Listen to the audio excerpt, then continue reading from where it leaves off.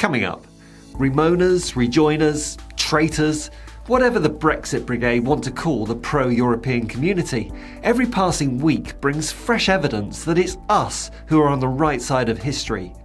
This week, according to the British Chamber of Commerce, 71% of UK exporters said Brexit was not helping them, and the majority of businesses also think Brexit, quote, pushed up costs, increased paperwork and delays, and put the UK at a competitive disadvantage. And according to the Office of National Statistics, post-Brexit exports to the EU were down £20 billion last year. That's a 12% hit to trade with the UK's largest trading partner. Stay tuned for further news on the shambles of Brexit.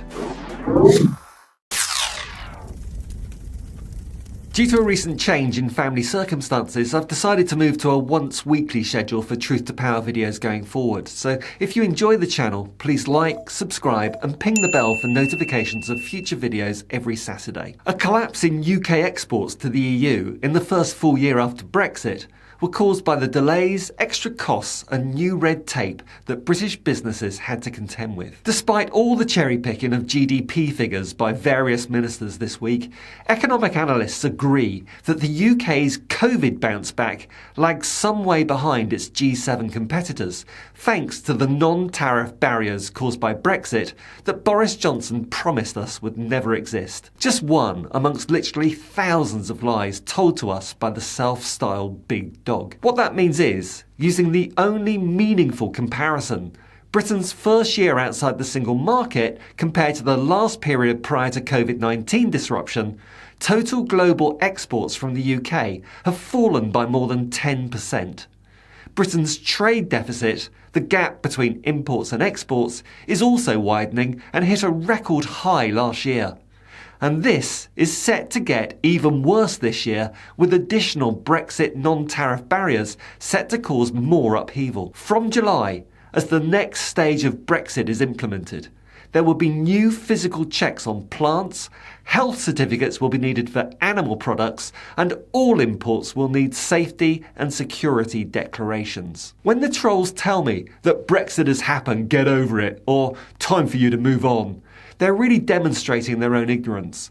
Brexit isn't done yet. It hasn't been fully implemented, so we can hardly move on from something that is still unfolding. These are, of course, the very same trolls who tell me that if I love the EU so much, why don't I go and live there?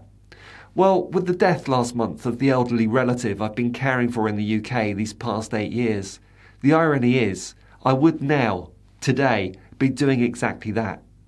Except Brexit has prevented this by removing my freedom of movement and the right to live in the EU. The irony just doesn't seem to register with your average flag-shagging sovereignty fetishist. Instead, they bang on about Brexit opportunities and celebrate the appointment of Jacob Rees-Mogg as Minister of Brexit Opportunities, or BO, and it does have a very unpleasant smell. And yes, I've researched extensively just to make sure I've got this right. This is the same Jacob Rees-Mogg who was on record as saying that it could be 50 years before the UK reaps any sort of Brexit benefit.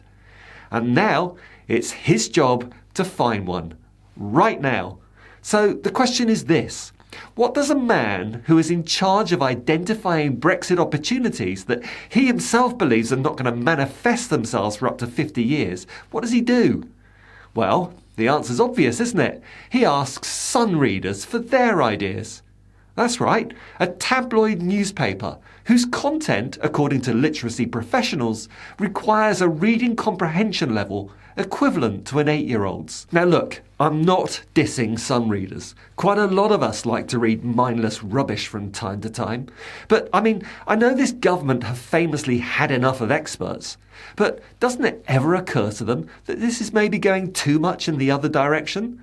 That asking people with a literacy comprehension level, potentially as low as an 8-year-old, for policy suggestions is a pretty dumb idea.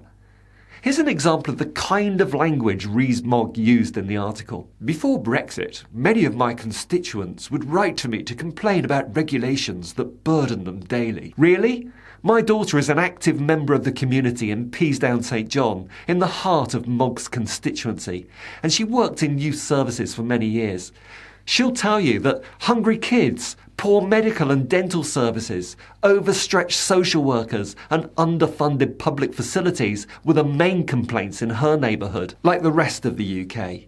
EU membership was never an issue that crossed the minds of Peasdown residents until the Eurosceptics within the Tory party widened their Tory civil war to encompass the whole nation. But Mogg continues, "From farmers to electricians, on so many issues I had to tell them that even as an MP I could not help to solve their problems, as these rules were set by the EU, not the British Parliament." What a load of crap. Which EU rules applying in the UK haven't been ratified by MPs in Parliament?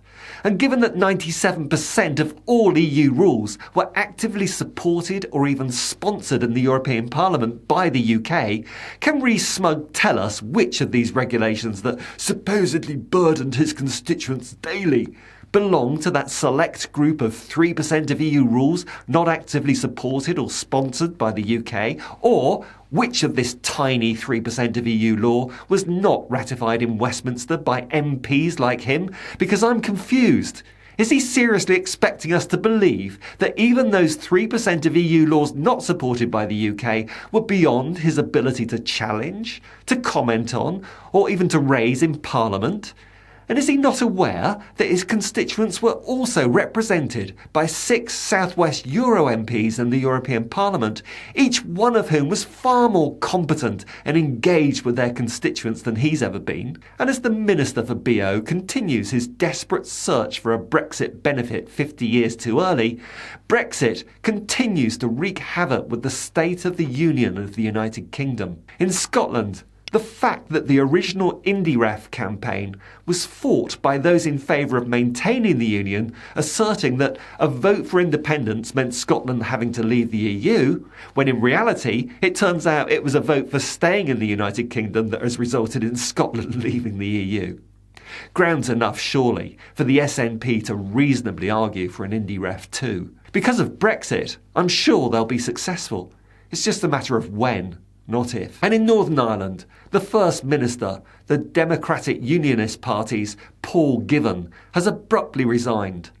Under the power-sharing agreement that governs the territory, Michelle O'Neill of Sinn Féin automatically lost her post as Deputy Minister as well. And perhaps that's why Paul Givan took that step, because recent opinion polling gives Sinn Féin an 8-point lead over the DUP. And Sinn Féin is projected to win the largest number of seats in Stormont in this May's elections, with Michelle O'Neill, or another Sinn Féin representative, as First Minister. The DUP seem unlikely to want to participate in a Northern Ireland Assembly governed by Sinn Féin, and they also bitterly resent the treachery of Boris Johnson, who promised the Unionists that the Northern Ireland Protocol would not disrupt trade across the Irish Sea with Britain. And when it did, Johnson then told them that Britain would drive a hard bargain with the European Union, scrapping the protocol if necessary to remove barriers.